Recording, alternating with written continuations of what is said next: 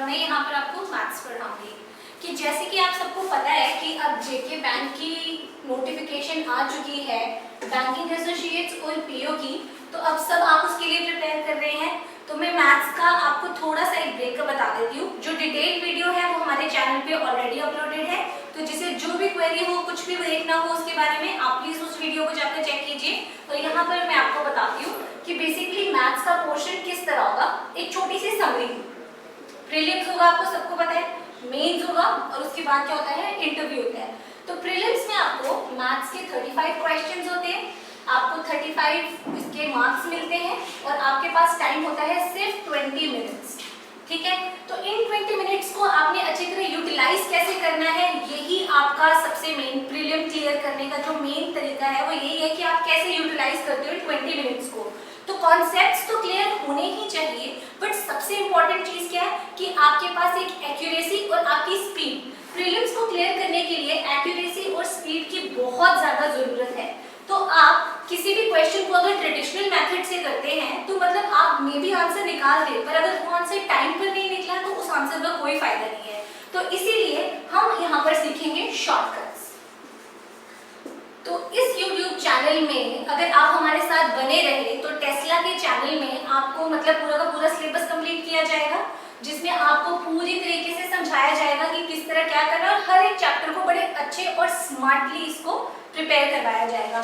तो आप बने रहिए इसके लिए। तो चलो अब ज्यादा टाइम ना वेस्ट करते हुए हम स्टार्ट करते हैं।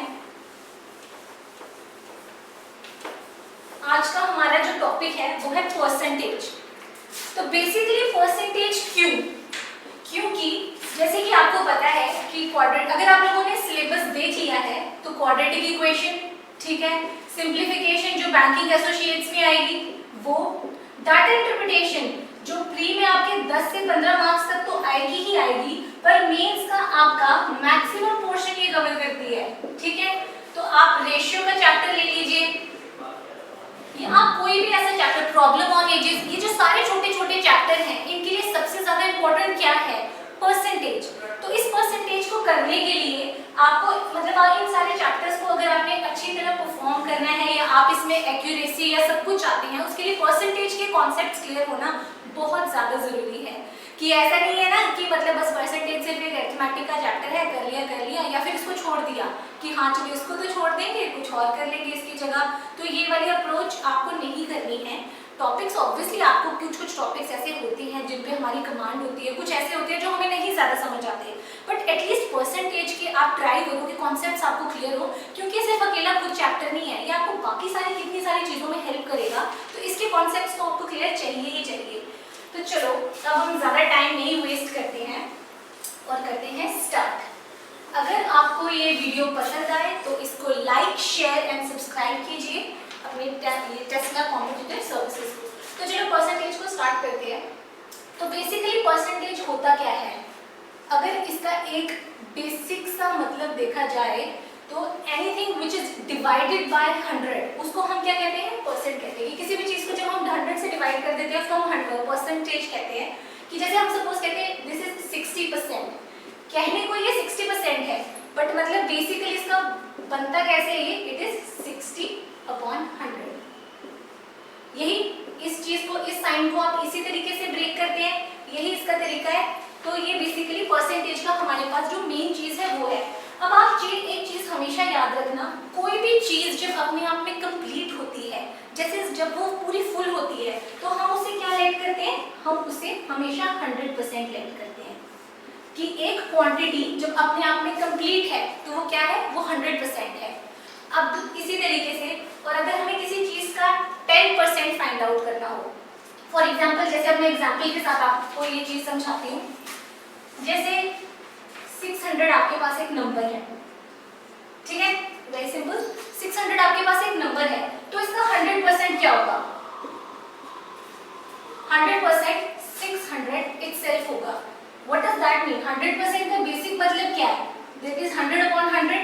अगर आप इसको ट्रेडिशनली भी देखा जाए that is 100% of 600, तो 600 ही आंसर है। तो जब भी आपको कोई कुछ बोले कि एक नंबर का 100% क्या है, तो वो नंबर इटसेल्फ होता है हमेशा। आपको ये करने की जरूरत नहीं है, ये आपको अपने आप पता होना चाहिए कि एक नंबर जब अपने आप में कंप्लीट होता है तो वो 100% होता है। तो जैसे मैंने आपको 600 का 100% सॉल्व भी करके बता दिया, बट ये डायरेक्ट है। अब उसी तरह अगर कोई अब आपको बोले, ये शॉर्टकट है तो इसे याद रखना हमेशा, कि कोई आपको बोले 600 का 10% निकालो, तो आपको ये नहीं करना है कि 10% ऑफ 600 आप ऐसे करने लगो और आप बोलो oh my God it is 60। ऐसे नहीं करना है, आपको क्या करना है, एग्जाम क्लियर करना है और उसके लिए अप्रोच चाहिए स्मार्ट। तो आप क्या करोगे, उस नंबर के यहाँ से स्टार्ट करना है, राइट हैंड साइड से, और जो भी चीज होगी वहां पर एक डॉट लगा देना है, दैट इज 60 आंसर। अब सिमिलर इज द केस, अगर कोई आपको बोलेगा 1% ऑफ 600 निकालो, तो आपको क्या करना है, 2 डिजिट छोड़कर यहाँ पर डॉट लगा देना है, that is 6। Hope I am clear with you. आप इसको ट्रेडिशनली सॉल्व करके भी देख सकते हो, यही आंसर आएगा कि 100% of a number is the number itself. वो नंबर अपने आप में ही 100% है। जब हमने 10% निकालना है तो हमने यहाँ पर डॉट लगा दिया तो वो 60 हो गया, और जब हमने इसको 1% निकालना है तो हमने यहाँ पर डॉट लगा दिया और वो 6 हो गया। फॉर एग्जाम्पल, अगर जैसे आप 523 ले लो, अब कोई मुझे इसको बोलेगा what is 1% of 523, it is 5.23। What is 10% of 523, it is 52.3। तो ये आपको समझ आ गया कि ये 100%, 10% एंड 1%। अब आप ऐसे कर सकते हो ना, अब इसको किसी ने बोला कि 2% ऑफ 600 निकालो, स्मार्ट अप्रोच देखो। आपको क्या पता था, 1% ऑफ 600 इज 6, तो 2% क्या हो जाएगा, उसका डबल, तो दैट इज 12। कि in spite of the fact कि आप ऐसे करो कि 2/100 इंटू 600 करो और उसके बाद आप 12 फाइंड आउट करो, आपको क्या करना है, अपनी अप्रोच स्मार्ट रखनी है। यहाँ टेस्ला में हम आपको राइट अप्रोच बताएंगे। देखो एग्जाम क्लियर करने के लिए ना हर कोई मतलब तैयारी कर रहा है और हर कोई अप्रोचेस लगा रहा है, पर इंपॉर्टेंट क्या है कि करेक्ट अप्रोच कौन सी लगा रहा है कोई। तो वो देखो 2 मिनट में आपने इसका 2% निकाल लिया, आप इसका 3% भी निकाल सकते हो, 18। जब आप किसी चीज का 1% निकाल गए तो 2, 3, 4, 5 जहां तक आप टेबल याद कर सकते हो वो तो आप बड़े आराम से निकाल सकते हो ना। तो आपको लंबे झंझट में पढ़ने की जरूरत नहीं है। कोई बड़ा सा नंबर ले लो, फॉर एग्जांपल 6, 2, 3, 4, 5, ठीक है। अब किसी ने पूछा कि इसका आप 10% बताओ, सीधे यहाँ पर डॉट लगा दिया, ये इसका 10% हो गया। वही अगर आपने इसका 1% निकालना है तो यहाँ पर डॉट लगा दिया, और वही जब आपको इसका 2% निकालना है, जब आपने 1% निकाल दिया किसी चीज का, उसको मल्टीप्लाई बाय 2 कर दो तो वो उसका 2% हो जाएगा। तो ये सब टेक्निक क्या हेल्प करेगी आपको, ये टाइम सेविंग चीजें हैं। देखने में आपको लग रहा है कि ये इतनी बड़ी चीज है, पर ये बड़ा इंपॉर्टेंट कॉन्सेप्ट है कि इस चीज के हेल्प से आप देखो कितनी सारी चीजों को इतना इजीली सिंप्लीफाई कर सकते हो, और इवेंचुअली मैंने आपको क्वेश्चन क्लियर करने में ही हेल्प करना है। तो I hope I am clear to you. But अगर कोई भी क्वेरी होगी तो प्लीज आप इस वीडियो को वापस से देखिए और कमेंट सेक्शन में अपने डाउट्स आप जरूर ऐड कीजिए, ठीक है। अब हम आते हैं नेक्स्ट एक बहुत इंपॉर्टेंट चीज पे, वो है fraction table. Why fraction table? क्योंकि वही बात है ना कि हमें क्या होता है कि हमें जब भी हमें सिंप्लीफिकेशन का, जैसे आप अभी पीओ में बैंकिंग एसोसिएट का जब आप एग्जाम देंगे तो उसमें क्या हो जाएगा, सिंप्लीफिकेशन के क्वेश्चंस आ जाएंगे आपके पास। तो वहाँ पर बच्चे क्या करते हैं कि अच्छा ये 10 नंबर की सिंप्लीफिकेशन है तो हम इसे पूरा टाइम देकर ना इसको सॉल्व करते हैं, है तो इवेंचुअली आपके पास 20 मिनट ही ना, तो आप क्या करोगे, इसको पूरा सॉल्व करने लगोगे तो बाकी के क्वेश्चंस कब करोगे और कट ऑफ कब क्लियर करोगे और सिलेक्शन के लिए कब आगे बढ़ोगे। तो आपको क्या करना है, आपको थोड़ी स्मार्ट अप्रोच, इन्हें शॉर्ट ट्रिक्स नहीं कहते हैं, इन्हें स्मार्ट अप्रोच कहते हैं क्वेश्चन सॉल्व करने के लिए। कि इसमें आपको कोई रट्टा नहीं लगवा रहा है कि एक फॉर्मूला है, इस फॉर्मूले में चीजों को डालो और आप कर लो। इसमें आपको बता रहे हैं कि कैलकुलेट करना ही यहाँ से स्टार्ट करो, प्रैक्टिस ही इसी तरीके से करो ताकि आपको आगे प्रॉब्लम ही ना आए और आपको मतलब कैलकुलेशंस आपकी इजी होती जाएं। टेबल्स आप सबको याद करने हैं, दैट इज इम्पोर्टेंट। मतलब जहाँ तक कर सकते हो वहाँ तक करो, बट एटलीस्ट 20 तक तो टेबल्स आने ही चाहिए आप लोगों को, वो बहुत हेल्प करता है। तो चलो अब हम फ्रैक्शन टेबल की तरफ स्टार्ट करते हैं, बड़ा इंपॉर्टेंट एस्पेक्ट है यहाँ का। अब देखो यहाँ तक मैंने 1/20 तक की वैल्यू रखी है, ठीक है। पहले मैं आपको फ्रैक्शन टेबल समझाऊंगी, फिर उसके बाद हम एग्जांपल्स के साथ इसको सॉल्व करेंगे कि बेसिकली जो इतना सब कुछ मैंने लिख लिया है ये आपके काम कहाँ आएगा, आपको पता भी तो चलना चाहिए। तो बेसिकली अब देखो जैसे यहाँ पर है कि 100% होता है कि जब भी कोई एक चीज 1 लिखा होगा तो वो 100% हो जाएगी, ये तो मैंने आपको पहले ही एक्सप्लेन कर दिया। अब नेक्स्ट चीज 1/2 की वैल्यू, 50% की वैल्यू क्या होती है, 1/2।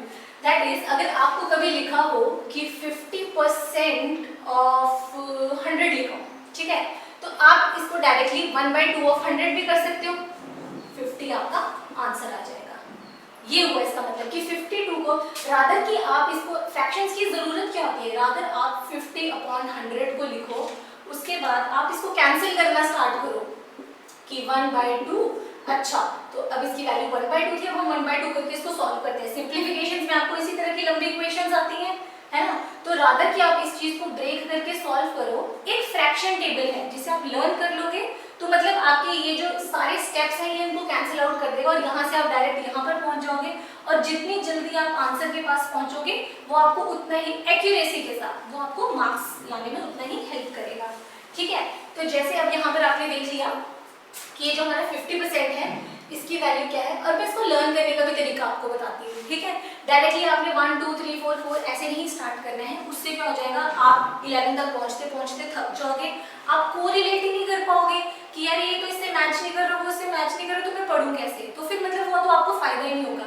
तो पहले आप देखो 50% की वैल्यू 1/2, आई गेस ये ऑलमोस्ट सबको पता होगा, ठीक है। उसके बाद आ जाओ 1/4 पे। आप सबको पता है कि 25% की वैल्यू क्या होती है, 1/4 होती है, कि एक को हम अगर 4 हिस्सों में डिवाइड करें तो वो 25-25-25 के हिस्से आएंगे, अगर हम 100 को 4 हिस्सों में डिवाइड करें। तो पहले आपने ये वाली वैल्यू कर ली, ये आपको पता चल गया ये। अब यहाँ पर देखो 1/5 की वैल्यू 20% है एंड 1/20 की वैल्यू 5% है, तो इससे आपका ये वाला पार्ट भी हो गया। 1/20 की वैल्यू साथ में आपको लर्न होगी कि 1/5 की वैल्यू 20% है और 1/20 की वैल्यू क्या है, 5% है, तो ये भी हो गया आपका। उसके बाद आप आइए इस पे 1/8 पर। 1/8 क्या है, 12.5% है, ठीक है। 12.5% है जो ये इसका फ्रैक्शन वैल्यू है और ये इसकी मतलब उसमें है 12.5% है, 12.5% की वैल्यू हमारे पास क्या आती है, 1/8 आती है। तो अब अगर 1/8 12.5% है तो 1/16 क्या है, it is basically half of 1/8। तो अगर हाफ ऑफ 1/8 है, इसकी वैल्यू 12.5% है, तो 1/16 की उसकी हाफ हो जाएगी, दैट इज 6.25%। तो ये वैल्यू आपने यहाँ पर इसके साथ कवर कर ली। ऐसे कोरिलेट करके चार्ट याद करना है ताकि आप लोगों के लिए इजी हो जाए, रट्टा नहीं मारना है किसी चीज को। तो जैसे 1/8 की वैल्यू आपने यहाँ पर निकाल ली, तो आपने साइमल्टेनियसली क्या कर दी, 1/16 की वैल्यू भी निकाल दी। अब नेक्स्ट, अब 1/10 की वैल्यू 10% है, ये तो सबको पता है। 10% of 100 is equals to 1/10, so easy and so simple, ये तो लर्न करने वाली बात नहीं। अब यहाँ पर ये स्पेशल केस, ये देखो 1/9 एंड 1/11, ठीक है, इनकी वैल्यू बड़ी इंटरेस्टिंग है कि 1/9 इज बेसिकली 11 1/9% एंड 1/11 इज 9 1/11%। तो एक जैसी सी ही वैल्यूज हैं इनकी, ठीक है। तो जब आएगा 11 1/9, दैट इज जब 11 पहले आएगा तो दैट इज 1/9, और जब आएगा 9 1/11 दैट इज 1/11।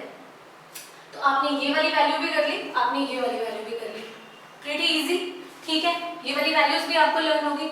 उसके बाद अब जैसे 1/15 है, 1/15 is 6.66, that is 6/2/3, easy. And 1/18 is 5.55, learn करने में कोई मुश्किल ही नहीं है।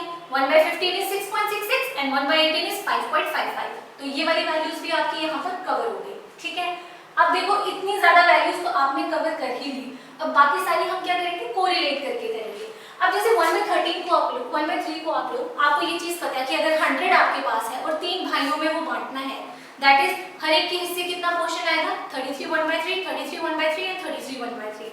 तो 1/3 की वैल्यू आपको पता चल गई, इजी। जब आप 4 में बांट रहे हो, आप उसको 25-25 कर रहे हो, तो जब आप 3 में बांटोगे आप उसको 33 1/3 करोगे, तो ये वाली वैल्यू भी आपके पास आ गई। अब आपके पास कौन कौन सी वैल्यूज आएगी, 1/6, 1/7, 1/12, 13, 14 एंड 19। बाकी सब तो आपने कोरिलेट करके कर ली। अब आपके पास ये हम कितनी वैल्यूज बच गई, 6 वैल्यूज बच गई आपके पास। तो 1/6 को जब आप याद करते हो कि ये 16 2/3 है, एक वैल्यू आप मेमोराइज करोगे, दूसरी आप उसके साथ निकाल सकते हो। तो आपने 1/6 को याद कर लिया कि ये 16.66 है, तो आप 1/12 को निकाल सकते हो। क्यों, क्योंकि 1/12 इज हाफ ऑफ 1/6। तो एक वैल्यू याद करनी है, उससे आपकी दूसरी वैल्यू याद हो जाएगी, इजी, ठीक है। नेक्स्ट 1/7 पे आओ। 1/7 अगर आपने 14.28 याद कर लिया या 14 2/7 आपने याद कर लिया, वैसे आप इन वैल्यूज को ज्यादा याद रखना ये जो मिक्स फ्रैक्शन वाली होती है, क्योंकि ये भी बड़ी बार आती है, पर आप ध्यान रखना कि मतलब ये इसी की वैल्यू है, this is one and the same thing, वो भी मैं आपको एक्सप्लेन कर दूंगी। तो जब आपने 1/7 की चलो याद कर ली वैल्यू, रट्टा लगा दिया, तो 1/14 कहाँ मुश्किल है, 1/14 इज बेसिकली हाफ ऑफ 1/7, तो आपने उसके थ्रू ये भी याद कर ली। तो मेजर अगर आपके पास देखा जाए जो आपको लिटरली लर्न करनी है, वो है एक आपके पास 1/19, 1/17 एंड 1/30। सिर्फ यही 3 वैल्यूज आपको इस चार्ट में याद करनी है, बाकी सारी जिस तरीके से मैंने आपको बताया है उसी तरीके से लर्न करना स्टार्ट करना है।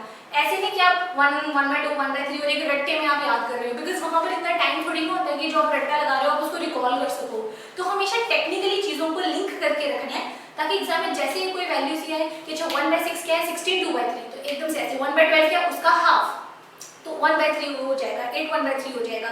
उस तरीके से आपको याद रखनी है कि आपका आपस में लिंक बना रहे। तो hope I am clear about it. अब नेक्स्ट है, ये थोड़े स्पेशल केसेस हैं। अब ये स्पेशल केसेस बेसिकली क्या होते हैं, ये जो मैंने नीचे लिखे हैं। अब स्टूडेंट्स टेक्निकली तो ये पॉसिबल ही नहीं है ना कि आप सारी की सारी वैल्यूज याद रखो, इवेंचुअली आपको एक वो फॉर्मेट फॉलो करना ही पड़ता है कि सपोज आपको किसी ने बोला है 27% ऑफ समथिंग, तो अब 27 की भी आप याद रखो, वो आपके लिए पॉसिबल नहीं है। तो उस टाइम आप ये कर सकते हो कि इट इज 27/100 इंटू आप मल्टीप्लाई उसको किसी भी चीज से करो। पर कुछ क्या है कि जैसे डीआई में भी, सिंप्लीफिकेशन में भी वो क्या करते हैं, ये वाली वैल्यूज ना डेलिबरेटली, बड़ी कॉमनली यूज्ड वैल्यूज हैं, इनको ना वो डेलिबरेटली डाल देते हैं, ठीक है। तो मतलब ये आप कह सकते हो ये थोड़ी कॉमनली यूज्ड है, क्योंकि जो एग्जाम सेट कर रहे हैं ना वो कोई बड़ा इंटेलिजेंट और वो अलग एक्स्ट्राऑर्डिनरी बंदा नहीं है, वो नॉर्मल आप ही बच्चों के लिए कर रहा है। तो आपने क्या करना है, उसमें भी कुछ वैल्यूज है जो majority of the times repeat होती है, तो आपने क्या करना है, इनकी वैल्यूज लर्न कर लेनी है। ये थोड़ा लर्निंग प्रोसेस है, बट इतना डिफिकल्ट नहीं है, वो आप कर ही लोगे and I am pretty sure about it. कोई भी प्रॉब्लम हुई आप डायरेक्ट मतलब आप व्हाट्सएप नंबर भी है, आप उस पर भी कॉल कर सकते हो, कमेंट सेक्शन पे भी कर सकते हो, आपकी सारी क्वेरीज यहाँ पर हैंडल होंगी, ठीक है। अब नेक्स्ट अब हम क्वेश्चन आंसर्स पे जाते हैं। आई होप ये फ्रैक्शन टेबल आपको क्लियर हो गया।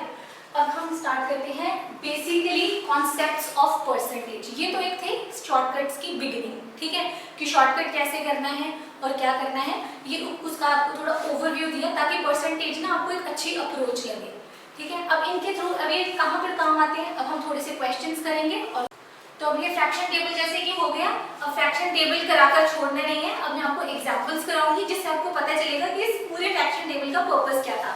तो जैसे सपोज करो अब आपको यहाँ पर क्वेश्चन है 116 2/3%, ठीक है। अब ये आपको मतलब सॉल्व करना है, किसी ने आपको बोला कि आप सॉल्व करना है, तो ट्रेडिशनल मेथड क्या है बेसिकली कि आप इसको इससे मल्टीप्लाई करोगे, इसमें इस चीज को ऐड करोगे और उसके बाद जो भी चीज आएगी उसको डिवाइडेड बाय 100 करके आप उसको क्रॉस करके सॉल्व करोगे। तो अगर आपको यही प्रोसेस फॉलो करना है तो फिर आपको ये सारी चीजें क्यों करवाई, फिर इसका कोई फायदा ही नहीं। तो अब देखो इस फ्रैक्शन टेबल का बेसिकली फन क्या, और आपको इतना मजा आएगा कि इतनी बढ़िया चीज है कि इतने बड़े बड़े इक्वेशंस को भी इतना इजी कर दिया। तो हम क्या करेंगे, जैसे ही आपने ये क्वेश्चन देखा 16 2/3 आपने देखा, तो आपको पता है कि 16 2/3 क्या है, आपको पता है वो 1/6 की वैल्यू है। तो हम क्या करेंगे, इस क्वेश्चन को हम ब्रेक कर देंगे, दिस इज 100% प्लस 16 2/3%। जब दोनों को ऐड करेंगे तो यही बनेगा। हमने कोई ज्यादा चमत्कार तो नहीं किया ना कि मतलब अलग सा ब्रेकेज कर दिया इसका। तो 100% की वैल्यू टेस्ला के पढ़े हुए बच्चों को पता है कि 1 है, ठीक है। और 16 2/3 की वैल्यू आप सब जो ये चैनल देख रहे हो उनको पता है 1/6 है। तो नाउ कितने फ्रैक्शन ऑफ सेकंड्स में आंसर निकल गया। अब आप बताओ, जो बच्चा इसको मल्टीप्लाई कर रहा है, इसको ऐड कर रहा है और जो भी आंसर है उसको ऐसे कर रहा है, और आप में और उसमें क्या फर्क हो आपको पता चला इस फ्रैक्शन टेबल की हेल्प से।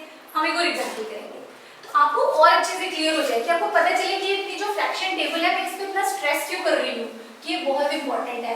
बेसिकली ये चैप्टर ही बहुत इंपॉर्टेंट है और हर कोई इस चैप्टर को बड़ा ड्राई वे में लेता है कि इतना गंदा सा चैप्टर है, इसको कौन पढ़ेगा, या फिर किसी को बड़ा ओवर कॉन्फिडेंस होता है बचपन से कर रहे हैं ये तो आता है, अपनी क्लास की परसेंटेज नहीं निकाली थी, बट जब अप्रोच चेंज होती है तो मजा भी आता है करने का, वो ज्यादा इंपॉर्टेंट है। अब क्या करो, वीडियो पॉज करो और खुद इसको सॉल्व करो और मैं साइमल्टेनियसली कर रही हूँ और आंसर चेक करो।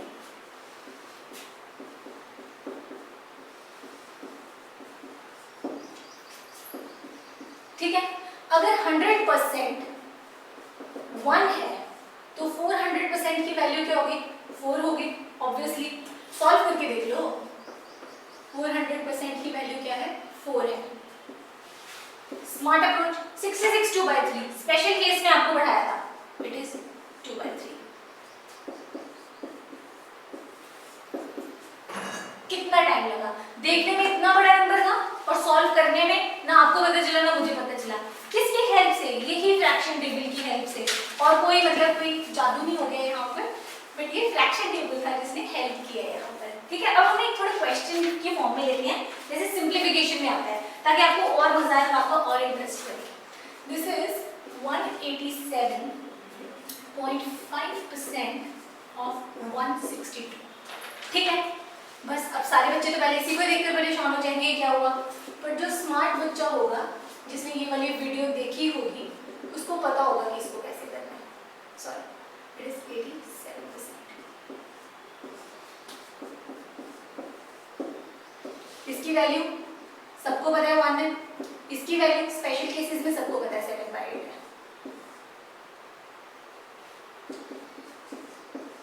अब ये बताओ, ये किसी के लिए करना मुश्किल था, ठीक है, अब इसको कर लो 15/162। ठीक है, करो इसको सॉल्व, ये से पूरा कटेगा ही नहीं, 2 से जाएगा, इसको मल्टीप्लाई करो और उसके बाद इसको डिवाइड कर दो। तो आंसर आपने फाइंड आउट करना है, मैं लिख कर बता देती हूँ आपको कि इसका आंसर क्या होगा। अब देखो, ये सिंप्लीफिकेशन में ऐसे ही आते हैं ना, इसके साथ एक और ऐसी सी इक्वेशन जोड़ देंगे तो आप उस टाइम पर पीछे पड़ जाओगे कि 187, तो मतलब जो नॉर्मल बच्चा करेगा वो इसको इस तरीके से करेगा, तो फिर वो कब क्वेश्चन इक्वेशन बनाएगा और कब सॉल्व करेगा। और एक स्मार्ट बच्चे की अप्रोच देख लो आप, तो ये है इंपॉर्टेंस ऑफ फ्रैक्शन टेबल। अब एक लास्ट क्वेश्चन, फिर आज के लेक्चर को हम खत्म करेंगे और आप इसको प्लीज प्रैक्टिस कीजिए, इस फ्रैक्शन टेबल को याद कीजिए और जिस तरीके से मैंने बताया है वैसे ही उसको याद कीजिए, ताकि आपको इसमें कुछ भी ज्यादा बर्डन ना लगे। थोड़ी सी बड़ी इक्वेशन ले लेते हैं, 43 ऑफ 630। ठीक है, अब बच्चों इसको अच्छी तरह देखो और इसको समझो। अब मैंने ऐसे रट्टा नहीं लगाना है कि मैंने पहले वाले में 2 ही केस में ब्रेक करी थी तो आप 2 में ही करोगे। आप देखो 43 1/3 देखा, ये कोई फ्रैक्शन, जहां तक आपने फ्रैक्शन टेबल पढ़ा था ऐसा कुछ नहीं है, ठीक है, पर 33 1/3 तो आपने पढ़ा था, वो तो आपको पता है। तो क्या करना है, स्मार्टली इसमें से 33 1/3 निकाल दो 43 में से। तो जब वो निकाल दिया तो पीछे हमारे पास 10% रह गया और ये हमारे पास 300% था।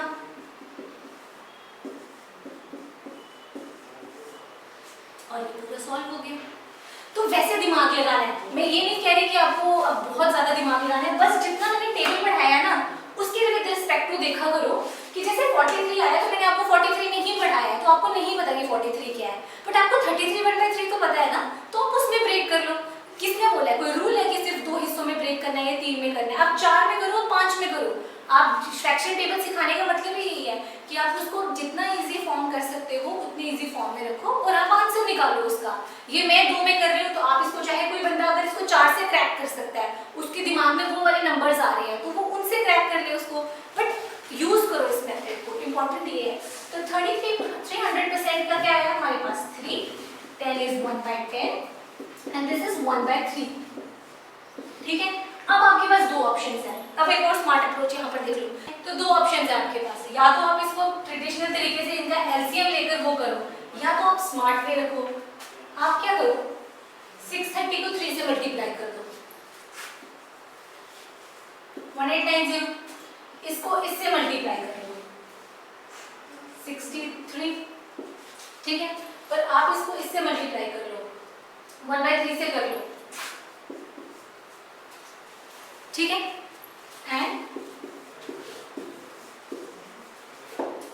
आंसर। ये भी एक अप्रोच है कि आप इसको ऐसे से मल्टीप्लाई करो और ऐसे आंसर आ जाए, या फिर आप इसका एलसीएम लो। इधर आपने देखा कि ये दोनों ऐसी चीजें जिससे कट हो सकती हैं, स्मार्ट अप्रोच ना, हाँ हो सकती है कट, तो हम क्यों एलसीएम लेकर और 2-4 सेकंड उसमें वेस्ट करें, हम क्या करेंगे, डायरेक्ट मल्टीप्लाई करना स्टार्ट करो, इवेंचुअली इसको ऐड कर दो। तो गाइज ये थी आज की क्लास, होप आपको पसंद आए।